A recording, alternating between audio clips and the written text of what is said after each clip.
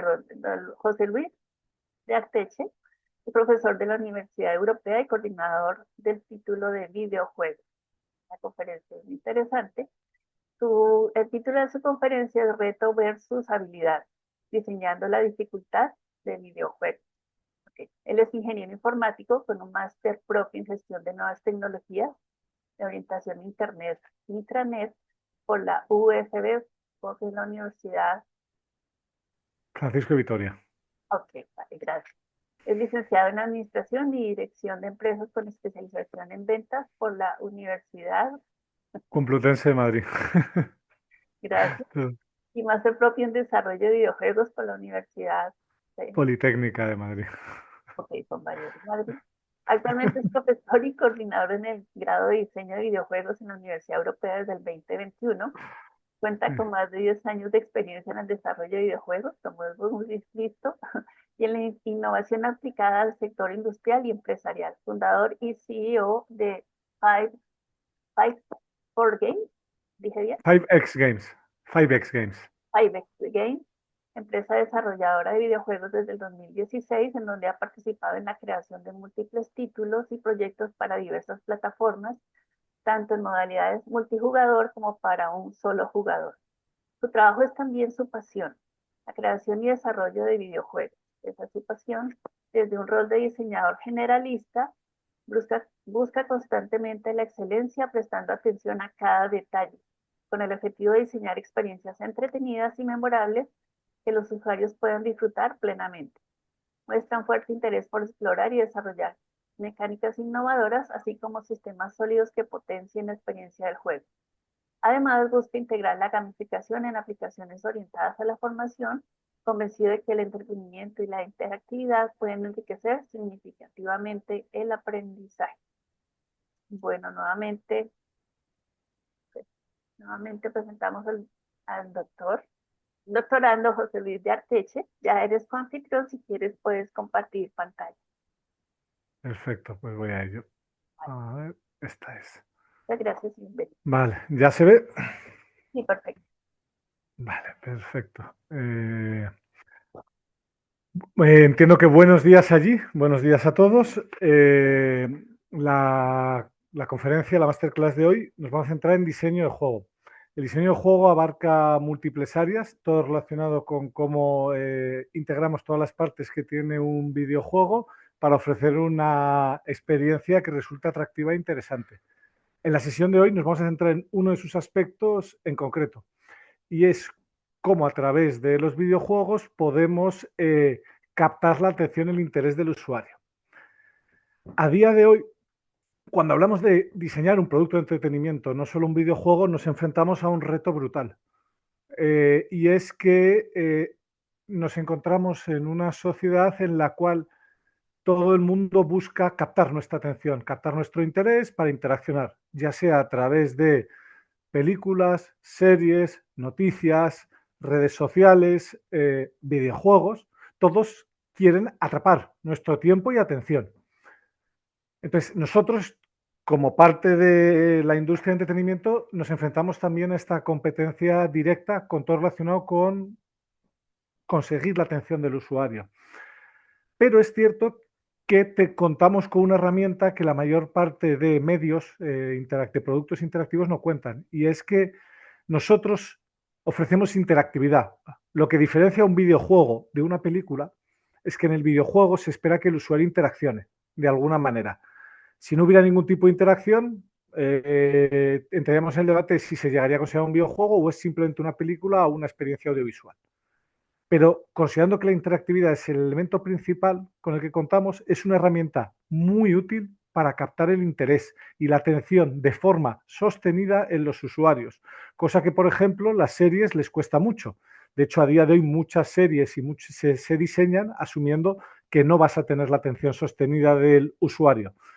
En los videojuegos sí podemos aspirar a captar su atención, pero ¿cómo podemos hacer para conseguir captar toda esta atención, todo el interés, todo lo que va ocurriendo? ¿Cómo podemos, en definitiva, focalizar esa atención?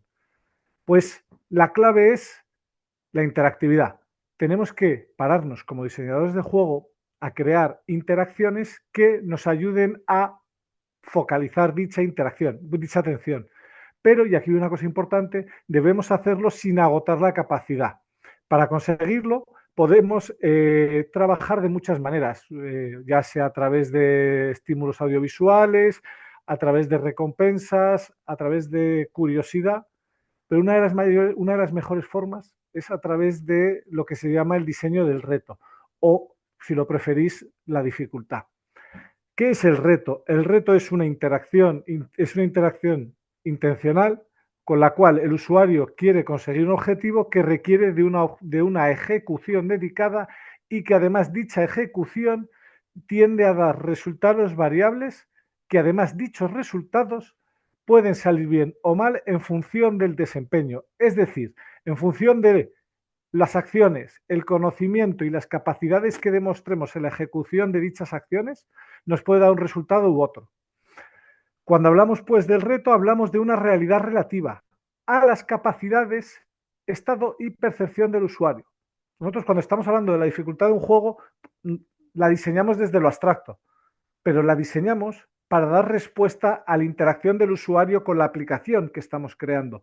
No es lo mismo, por poner un ejemplo evidente, un niño interaccionando con un videojuego, un niño de 4 años que todavía tiene capacidades psicomotrices por desarrollar frente a un adulto de 20 años.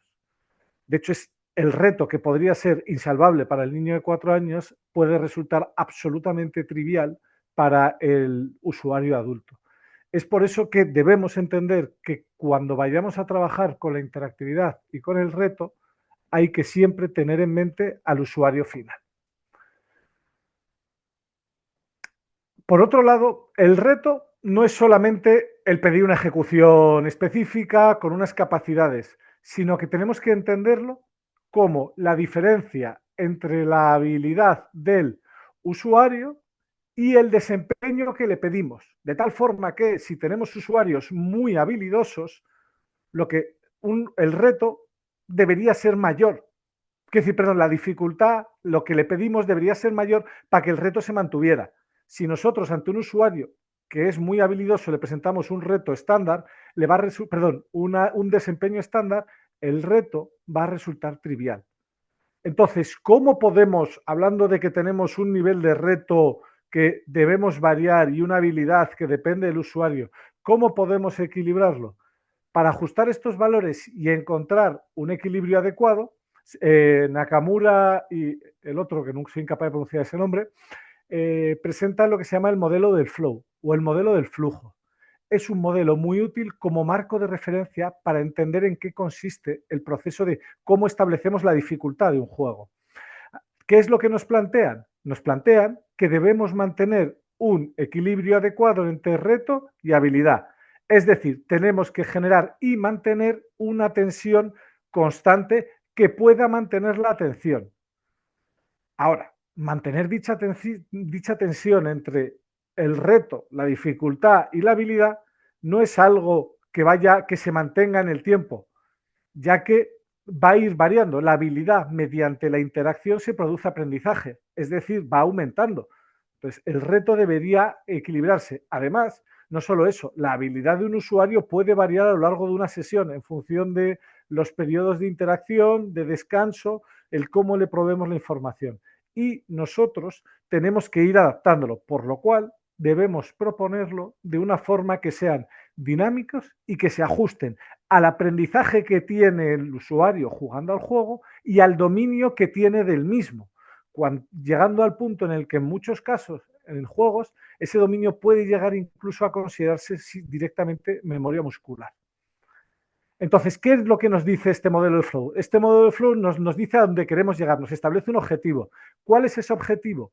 Llevar a los usuarios a lo que se llama el estado de flujo o flow. ¿Qué es el estado de flujo? El estado de flujo o flow es ese punto en el que el usuario se encuentra en una concentración total y disfrute, donde la interacción y la atención están únicamente centrados en el elemento en el que estamos trabajando, es decir, en ese juego, en ese reto, en esa historia. ¿Y cuándo conseguimos esto? Hablando siempre desde la interactividad, desde la interacción. Lo conseguimos cuando ese desafío se mantiene en un equilibrio en el tiempo y el usuario siente que tiene el dominio. ¿Cómo conseguimos ese foco atencional intenso sobre la tarea? Lo conseguimos, lo primero, planteándole objetivos claros, dejando claro qué es lo que tiene que conseguir. El segundo punto importante es estableciendo un feedback inmediato. Entendamos por feedback cualquier tipo de señal audiovisual que pueda recibir o háptica, porque de hecho en los videojuegos también existe la vibración del mando, es decir, tenemos lo visual, lo auditivo y lo háptico, el tacto. Tenemos que dar feedback. Cuanto antes y más inmediato, mejor. Y además aquí podemos hacer uso de trucos para que ese feedback sea más o menos satisfactorio, en función de lo que queramos buscar. Después, tenemos que hacer coincidir, en función del tipo de estética, de experiencia que estemos ofreciendo a los jugadores, una coincidencia entre lo que pedimos al usuario y la habilidad que tiene en ese momento. El cuarto punto es permitir desconectar al usuario. Si nosotros presentáramos un modelo en el que estamos pidiendo un dominio constante, el usuario se acabaría agotando. Debemos darle puntos para que él descanse. ¿Cuándo? Lo ideal es darle pie a que él decida. Si no podemos por el tipo de estructura, deberíamos intentar que fueran esos periodos en los cuales no le permitimos desconectar lo más limitados posibles. Y el último elemento, que muchas veces es un reto, es el de eliminar las distracciones. Tenemos que entender distracciones no solamente como el entorno que nos rodea, que puede generar ruido y hacer que la experiencia de juego no funcione, sino también las propias distracciones del juego. Si yo, por ejemplo, te estoy focalizando para que consigas llegar a un objetivo muy importante, pero no paro de sacarte pop-ups, sonidos secretos y darte mucha información, es una distracción de lo que te estoy pidiendo. Y esos objetivos que en un principio eran claros, ese feedback que se va recibiendo, estas distracciones pueden conseguir que simplemente no estemos centrados en lo que se nos está pidiendo. Por otro lado, cuando hablamos del modelo de flow, hablamos de 3 estados posibles en los que puede estar el usuario. Lo primero es el estado de frustración o agotamiento. Esto es cuando estamos pidiendo un nivel tan alto de reto que produce el agotamiento del usuario. Básicamente cuando el reto supera de forma clara a la habilidad. El segundo estado indeseable también es el que se llama el de aburrimiento o desinterés. En este caso ocurre cuando se queda corto el reto, cuando la habilidad está muy alta o el reto es muy bajo. Esto suele pasar cuando no escalamos la dificultad de lo que pedimos en un juego a lo largo del tiempo. Esto produce que los usuarios lo entiendan como absolutamente trivial. Y el tercer estado, que es el que buscamos, es el que ya hemos presentado antes, es este equilibrio entre reto y habilidad, el cual lo vamos ajustando a las exigencias y damos ese feedback claro, presentando retos interesantes. Y además lo reforzamos con esa sensación de progreso. Hay que entender que cuando hablamos de este estado de flujo, no es un estado específico, no, es un rango. Y además dependerá del propio usuario y de su sesión de juego cuánto de amplio o no amplio sea el juego. Aquí, como diseñadores de juego, el reto que se nos presenta es cómo diseñar una estética que promueva el que los usuarios tengan la banda más ancha posible para acceder a este estado de tensión creativa o de flujo. Estamos hablando todo el rato de que la dificultad cuando la diseñamos en un juego se basa entre el equilibrio entre reto y habilidad. Vamos entonces un momento a pararnos a hablar de lo que es la habilidad. La habilidad es la capacidad que tienen los jugadores para ejecutar distintas acciones con determinadas reglas y condiciones, con un fin de conseguir unos objetivos. Cuando hablamos, pues, una vez más de habilidad, al igual que el reto, no es algo estático. De hecho, cada jugador tiene un nivel de habilidad distinto. Eso significa que lo que experimentarán, lo que saben y lo que son capaces de hacer va variando con el tiempo. ¿Y cómo nos afecta a nosotros como diseñadores de juego este nivel de habilidad? Lo primero, que no podemos asumir un nivel de habilidad inicial. Esto nos obliga a tener que acompañar al jugador hasta el nivel de habilidad deseado y a partir de ahí seguir. ¿Cómo le guiamos hasta el nivel de habilidad deseado? Habilidad barra conocimiento, normalmente se suele hacer mediante un proceso de tutorización en el cual le establecemos las reglas de juego, describimos escenarios de actuación claros y en el fondo una experiencia que de forma progresiva nos ayude a tener un dominio y control del juego. Y teniendo en cuenta que en este proceso de adquirir ese dominio no deberíamos presentar a los jugadores con penalizaciones excesivamente grandes, pedirles tomar decisiones de naturaleza irreversible o con un alto coste.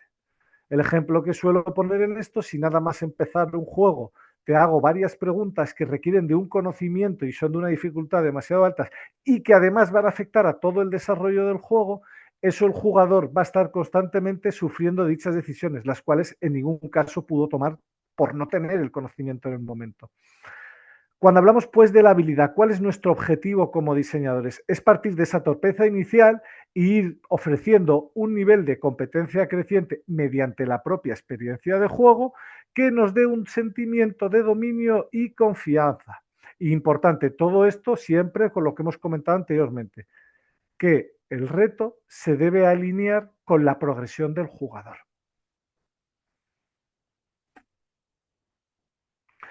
La habilidad, como todos sabemos, es una realidad que mejora con la interacción, pero nosotros como diseñadores tenemos que entenderla y no solo entenderla, sino diseñarla, fomentarla y respetarla.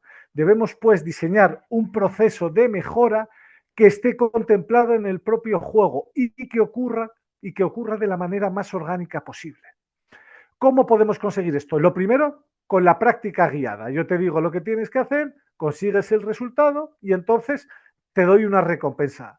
También mediante la prueba y el error. Hay que tener cuidado con el sistema de prueba y error porque siempre hay que dar un feedback muy claro. Porque si el feedback no está claro, el sistema de prueba y error se vuelve frustración. Porque no sabes si lo que has hecho ha sido un resultado positivo o ha sido un resultado negativo. ¿Cómo podemos facilitar y guiar este proceso de mejora? Hay muchas herramientas. Por ejemplo, anticipos visuales y sonoros. Aquí es lo que se llama telegrafiar los movimientos. Básicamente es lo típico de te pongo un sonido antes de que vaya a ocurrir, la animación la hago súper exagerada en un momento específico, te doy pistas de cada vez que aparecen esos colores en el escenario significa que ese es el camino, o con cualquier otro anticipo visual y sonoro.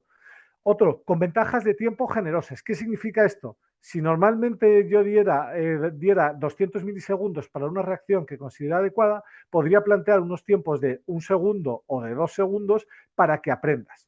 Luego, también otra forma muy buena es mediante ejemplos jugables. Si nuestro juego es de una naturaleza en la que poner la explicación puede resultar demasiado confusa, podemos, por ejemplo, hacer un ejemplo interactivo mediante la propia interacción del jugador o incluso introducir un vídeo que se pueda ver dentro del propio juego. Y por último, pero no menos importante, este proceso de ayuda y guía deberíamos siempre plantearlo con un nivel de penalizaciones limitadas, de tal forma que a medida que va creciendo el dominio, puedo ir creciendo lo que le pido, la habilidad que pido, el reto del juego, y a la vez puedo ir aumentando las penalizaciones. Pero siempre deberíamos empezar desde escenarios que sean amables para con el jugador. Cuando hablamos de habilidad, ¿de qué formas de habilidad estamos hablando? Hay muchas formas de habilidad. ¿Cómo se presenta la habilidad en un juego? Pues la primera y la que todos nos viene a la cabeza es la motora. Es decir, mover la mano, mover el ratón, mover el joystick, es decir, esa coordinación ojo-mano, ese control fino o no tan fino en función de cómo tengamos configurado y esa memoria muscular. La segundo tipo de forma de habilidad con la que podemos trabajar es lo que se llama la habilidad perceptiva, es decir, la capacidad de detectar señales, entender lo que está ocurriendo y utilizarlo a nuestro favor. Por ejemplo, si nosotros le estamos enseñando que cada vez que brilla el ojo del enemigo se va a producir una interacción en nuestra parte, le permitimos al jugador aprovechar esa habilidad de percepción. La siguiente, espacial. Aquí básicamente es la capacidad de abstraer y comprender el mundo es el espacio sin interactuar con él. ¿Qué incluye esto? La capacidad de orientación, la vista en profundidad, el cálculo y establecer rutas, el cómo establezco la relación mapa-territorio. Cuando hablamos de habilidades, que además lo quería poner motoras, por volver un momento, un ejemplo de esto suelen ser los shooters competitivos. Aquí la clave es la memoria muscular, el dominar, el coordinar muy rápido. Cuando hablamos de la inteligencia, de la habilidad, perceptiva, Estamos hablando, por ejemplo, de juegos de kill boss, de matar bosses, en los cuales vamos aprendiéndolos y junto con esa habilidad motora, ese aprendernos lo que va ocurriendo, esa predicción nos ayuda a trabajar. Cuando hablamos de habilidades espaciales, un juego que me gusta mucho utilizar como ejemplo es el Death Stranding, en el cual te obliga a establecer rutas y viajes. Pero tenemos multitud de otros ejemplos, por ejemplo, los que van de Tycoon, gestión de rutas, simuladores. La habilidad cognitiva, por su parte, es la capacidad de resolución de problemas, lógica, memoria de trabajo y a largo plazo. Aquí normalmente nos enfrentamos a los típicos juegos de puzzles, en los cuales tengo que analizar lo que está ocurriendo, tomar decisiones y llegar a conclusiones adecuadas. Después tenemos lo que se llama la habilidad táctica. Aquí la habilidad táctica es la capacidad de priorizar objetivos, entender mi posicionamiento respecto a los rivales, utilizar los recursos que tengo disponibles en cada momento, por ejemplo el entorno, y obtener ventaja de ello. La siguiente habilidad con la que contamos es lo que se llama la habilidad estratégica. La habilidad estratégica es la capacidad de planificar, establecer riesgos, probabilidades, adaptación a lo que va ocurriendo en el juego y a la propia realidad y reglas que nos presenta el juego. Es esta capacidad de montar esquemas de lo que puede ir pasando y utilizarlo a tu favor. La siguiente habilidad es lo que se llama la habilidad sistémica. Es la habilidad de comprender de forma holística lo que ocurre, de entender los patrones y el funcionamiento, de saber cómo funciona una economía en la cual podemos tener generadores y sumideros, entender que si yo hago una interacción me lleva a otra, el qué sinergias puedo crear, cómo establecer las habilidades y cómo puedo, en muchos casos, aprovechar la profundidad jugable que nos ofrece el juego.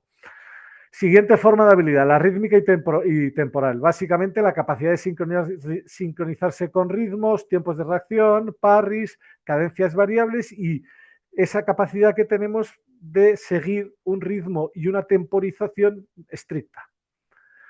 Siguiente forma de habilidad, lo que se llama la gestión de recursos. Aquí básicamente tengo unos recursos limitados, ¿cómo los gestiono para la consecución del objetivo?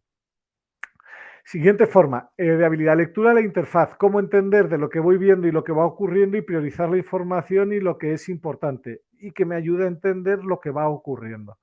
La navegación, por su parte, es cómo ser capaces de entender un mundo y navegar por él. ¿Qué mundo? El que nos presente la diegética del propio juego en el que estemos inmersos. La habilidad social y comunicativa, normalmente se suele hablar de ella en juego multijugador, pero es la coordinación con un equipo, negociación, interpretar las acciones de un rival y adelantarte. Básicamente, como podemos ver, esto suele hacer referencia a entornos multijugador y competitivos. Aunque también estaría la de cooperación. La habilidad metacognitiva. Esta es de mis favoritas por lo rara que es la capacidad de aprender, la forma de aprender, de ser capaz de autoevaluarte, de ajustar la estrategia y formas de actuar de acuerdo a lo que está pasando para obtener una mejora. Y normalmente además esta mejora suele ser a medio o largo plazo. La habilidad emocional. Aquí entramos otra vez más normalmente en esas habilidades que nos ayudan a autorregularnos a nosotros mismos y a las emociones que experimentamos. Ejemplos de habilidad emocional, la tolerancia a la frustración, la regulación del estrés, la capacidad de persistencia ante un reto, la constancia.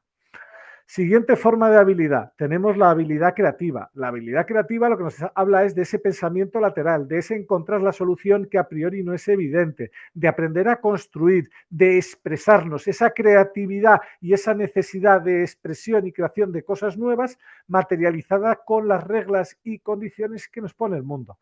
Y luego tenemos lo que yo llamo la habilidad meta, que es la comprensión de se nos está presentando una realidad que es un juego, que tiene sus propias normas, que tiene su forma de interactuar y el propio conocimiento del juego que se nos presenta nos permite sacar ventaja.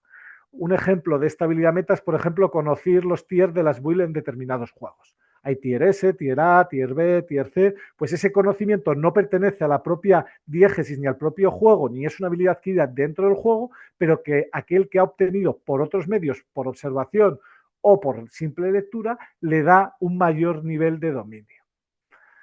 Siguiente punto.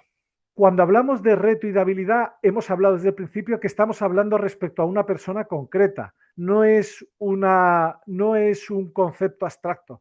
¿Qué significa esto? Que dos personas presentadas ante la misma situación pueden desempeñar de una forma muy distinta. El ejemplo que os voy a poner aquí es un ejemplo. Un segundo, vamos a ver si podemos evitar los anuncios.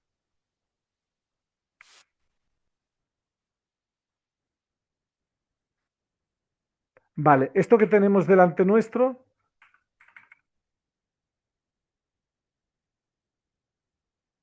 esta es la versión lenta, vamos a ver primero la versión rápida, un segundo. Vale, esto que vais a ver a continuación es el tutorial de un juego que se llama el Cuphead. Aquí a los jugadores se les intenta presentar con esa dificultad fácil que es creciente y cuando se diseñó se pretendió que fuera fácil. Vamos a ver entonces lo que ocurre. Esto dura como menos de un minuto desde que empieza el tutorial y vemos cómo el usuario va a superar el tutorial. Entonces el usuario va saltando, se le va proponiendo mediante indicaciones visuales lo que tiene que ir haciendo y el usuario va interaccionando y aprendiendo y va realizando las distintas acciones que se le piden. Perdona, Pues ahí, José Luis, dime, no se ve el video. perdón, no se está viendo el vídeo, perdón, os voy a compartir entonces toda la pantalla, un segundo. Vale, A ver, a ver, perdón. por pronto ahí ya lo vemos. Perdonad, es que no. Vale, ya lo veis, ¿no? El juego que estoy presentando se llama Cuphead. Básicamente esto es el tutorial del juego y te explica cómo se va jugando y las distintas interacciones. Este usuario es un usuario estándar para el que se diseñó este juego. Lo que yo os voy a presentar es que ante la misma realidad dos usuarios distintos pueden desempeñar de forma muy distinta. Y ojo, ambos usuarios están expuestos de forma previa a los videojuegos. No es una realidad nueva para ellos. No es, por ejemplo, una señora que nunca ha cogido un ordenador. El segundo ejemplo que os voy a poner es un periodista de videojuegos. Entonces, aquí tenemos este usuario que se le está pidiendo hacer unas acciones, vemos cómo va progresando, no presenta ningún tipo de reto o dificultad excesiva, ahí lo tenéis, va saltando, va viendo y va entendiendo lo que se le va pidiendo el juego y lo va realizando de la forma adecuada. Y creo que está a punto de acabar, aquí le ha costado un poco más, pero nada peculiar, y si no me equivoco ya está a punto de acabar. Y ahí acaba el tutorial. Vamos a presentar la misma realidad, pero esta vez con un usuario, y ojo que el tutorial empieza a la mitad, el cual no tiene el mismo nivel de habilidad que el anterior. Y estamos hablando de un periodista que se supone especializado en videojuegos. A mí lo que me importa es que veáis cómo está siendo absolutamente incapaz de superar un reto que a priori se había diseñado como fácil. ¿Vale? O sea, vais viendo que lo va intentando, pero no lo consigue, porque se le pide combinar varias acciones seguidas y no tiene esa habilidad. Entonces, qué es lo que yo quiero explicitar con esto? Es que entendamos que cuando nosotros diseñamos la dificultad de un juego, nos podemos llevar enormes sorpresas de las capacidades. Aquí podemos ver que el usuario en cuestión está siendo absolutamente incapaz de superar el tutorial. ¿Vale? Creo que no sé hasta dónde seguía, creo que tarda más de un minuto, creo que ya lo consigue, ¿no? Ya ha entendido lo que hay que hacer y ahora creo que lo conseguía, ya por fin, ¿no? Vale, estamos hablando de que el primer usuario había tardado escasos 10 segundos en superar este reto y este ha tardado el 10 veces más de tiempo. ¿Por qué me gusta mucho este ejemplo? Me gusta porque nos permite entender que la dificultad no es la dificultad real, es la dificultad que experimenta el usuario concreto. Y esto, como diseñadores, debemos tenerlo en cuenta, porque nos podemos encontrar ante la peculiaridad de que nosotros, como diseñadores, tenemos un enorme dominio, pero el usuario que se está enfrentando a ello no lo tiene. Entonces, el reto es algo que debemos ajustar y además es algo que debemos ajustar en tiempo real. Y esto es esencial para conseguir que el usuario mantenga la atención. Debemos plantearlo como el reto subjetivo del jugador y hacer y calibrar y ir moviendo el nivel de dificultad para que resulte interesante al jugador. Es decir, plantear el reto como algo ajustable y que se nos permita proponer al usuario cómo superarlo. Y además esta capacidad de ajustar la dificultad la podemos ver más allá. También es una forma de hacer nuestras experiencias interactivas, nuestros videojuegos mucho más accesibles. Y en vez de plantearlo como experiencias cerradas para una minoría que domine el juego, nos permite que sean mucho más integradores, sin excluir a nadie en el proceso. Otro ejemplo de esto es, por ejemplo, las ayudas al apuntado en juegos single player son muy cómodas. ¿Cómo podemos ajustar el reto? Múltiples formas de ajustar el reto. La primera, cuanto más claros y simples sean los objetivos, más fácil es seguirlos. Cuanto mejor y más síncrono el feedback, más fácil. En la gestión de errores y que permita recuperación tras el error. Por ejemplo, tiempo de invulnerabilidad tras recibir un impacto. El ritmo de aparición de amenazas, esto por ejemplo lo hace muy bien los juegos de Batman, como el Arkham City o el Arkham Knight, en el cual los enemigos no pueden atacarte a la vez. Luego, disponibilidad y coste de recursos, si uso menos recursos es más fácil, la cámara, cómo encuadramos, el field of view, que es cuánto de lejos o cerca, simplificando, vemos las cosas, los anticipos, la densidad y agresividad de la IA, es decir, vamos a meter muchos enemigos, pocos, cómo van a interaccionar, el tamaño de las hitboxes y la tolerancia, por lo general, cuanto más grande sea la hitbox de un rival, más fácil es darle, y cuanto más pequeña sea la tuya, más difícil es que te den. En función de esos tamaños y aplicando lo que acabas de decir, podéis regularla. Poner un input buffering, es decir, se van guardando los inputs o tenemos que darle en el momento. El Coyote Time. El Coyote Time es ese tiempo en el cual tú dejas de tener suelo, pero el juego te deja seguir saltando aún sin tener suelo, para que no tengas que hacer el timeado del salto al milímetro.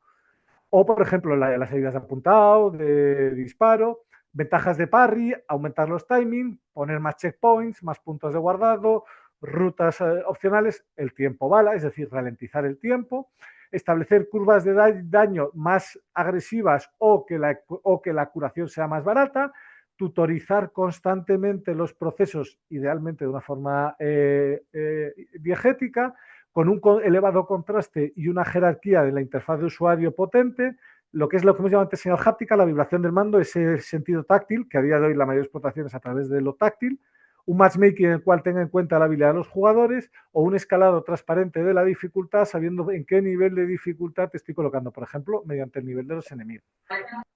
O con la dificultad adaptativa, limitando hasta hacia arriba y hacia abajo. La curva de forma de establecer este reto y es con lo que vamos a trabajar. Tenemos que intentar que la curva de dificultad tenga la pendiente, tenga la inclinación, que nuestra estética, que la experiencia que proponemos al jugador se adecue a dicha curva de dificultad. Si tenemos dudas de cómo se plantea la curva de dificultad, lo mejor es que ésta sea con una suave inclinación y lo que podemos hacer es esta curva, lo que le vamos dando es pequeños picos para ir trabajando con esas variaciones de reto y dificultad para que no se mantenga todo el rato constante. ¿Cómo plantear las curvas de dificultad? Pues yo os voy a poner aquí un ejemplo de cómo plantearlo desde lo básico al avanzado. Empezaríamos con unos objetivos claros, controles y riesgos bajos, que el jugador experimente la satisfacción y un refuerzo positivo que le construye confianza, dominio. Después vamos introduciendo los nuevos conceptos de uno en uno y lo vamos practicando. Le ponemos ejemplos y feedback inmediato. Después vamos cambiando los contextos y las condiciones y le enseñamos a generalizar para que pueda aplicar en nuevos contextos. Con estas bases dominadas proseguimos ganando en profundidad, es decir, metiendo más mecánicas e interacciones entre las mismas.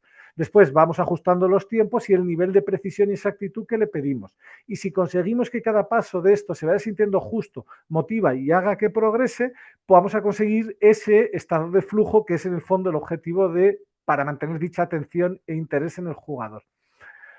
¿Qué formas tenemos para ajustar el reto? Voy a mencionarlas rápida porque el tiempo se está acabando, pero básicamente se parecen a las formas de regular la dificultad, pero con matices, con objetivos claros, tutoriales interactivos que se vuelven más interesantes, demostraciones, señalización, esa práctica escalonada en la cual voy subiendo gradualmente la dificultad, esas pistas bajo demanda, es decir, te doy la opción de que me preguntes y si me preguntas te ayudo. Con ejemplos, cosas que hay que hacer, y con antiejemplos, cosas que no se deben hacer. Y luego con zonas de maestría o poniendo retos de si consigues darle 20 veces a la diana seguida, recompensa adicional. Vale. Ahora, estamos hablando de que es importante que el reto y la dificultad estén ajustados. Pero para que estén ajustados no nos vale con haber hecho un diseño inicial. Tenemos que hacer un seguimiento si lo diseñado consigue el equilibrio que buscamos. ¿Y cómo podemos ver si ese equilibrio se está consiguiendo? Buscando las señales de problemas. ¿Cuáles sean los dos problemas que habíamos dicho que presenta el estado de flujo? Que nos estamos aburriendo o que es demasiado difícil. Para aburrirnos, ¿qué señales hay? Éxitos casi totales sin esfuerzo. Muy pocas interacciones por minuto porque no hacen falta. Muchas desconexiones. Quejas porque se repiten o porque no hay riesgo o porque no hay sorpresa. Señales de ansiedad o frustración. Cuando te derrotan muchas veces seguidas, cuando hay un churn rate alto, es decir, abandonos temprano en pico, cuando los recursos que damos de seguridad se agotan muy rápido, cuando hay tareas que se ignoran pero se están pidiendo y el jugador no las consigue. Y cuando detectemos las señales de aburrimiento o de ansiedad, deberíamos ajustar la dificultad del juego y dar ayudas. Este ajuste y esta dificultad puede ocurrir en runtime, es decir, dificultad adaptativa, o puede ocurrir desde el propio diseño. El juego que estamos aplicando lo vamos haciendo un calibrado o una mezcla de las dos. Aquí os pongo ya por terminar un conjunto de todas las métricas que pueden servir para entender si está funcionando o no el equilibrio que buscamos. La tasa de éxito por encuentro, cuántos intentos, el tiempo que cuesta, cuántas veces se muere y por qué recursos se usan, qué daño se produce, qué precisión, efectividad, cuántas desventajas estás utilizando y qué recursos. ¿Estás utilizando las mecánicas o estás utilizando la misma herramienta todo el rato? ¿Damos tiempo de descanso o no? ¿Y se usan o no? ¿Hay rage quit? ¿Es hecho un rage ocurre en determinados momentos? Cuando un usuario novato versus un experto cambia radicalmente, no cambia, y luego vemos si se produce una mejora entre los distintos intentos. En el fondo, todas estas métricas de lo que nos están hablando es cómo podemos identificar si ese reto cruzado con la habilidad del jugador y su desempeño en el juego están en un nivel equilibrado o no, ya que si conseguimos mantener dicho nivel equilibrado, podremos llevar al jugador a un estado de flujo. Vale. Dicho esto, preguntas. ¿Habría alguna pregunta? Sí, ¿alguien tiene preguntas para, perdón, José Luis? O bueno, yo creo que todos te agradecemos tu presentación, pero yo creo que todos quedamos con las Vale. ganas de saber si, si tienes de pronto algún ejemplo y que te sirva para tu investigación, que ellos puedan practicar si el juego es fácil, si no es fácil, si tienes algún link de pronto para que... Un link de un videojuego para probar. Buenos días, buenos días. Sí, buenos días.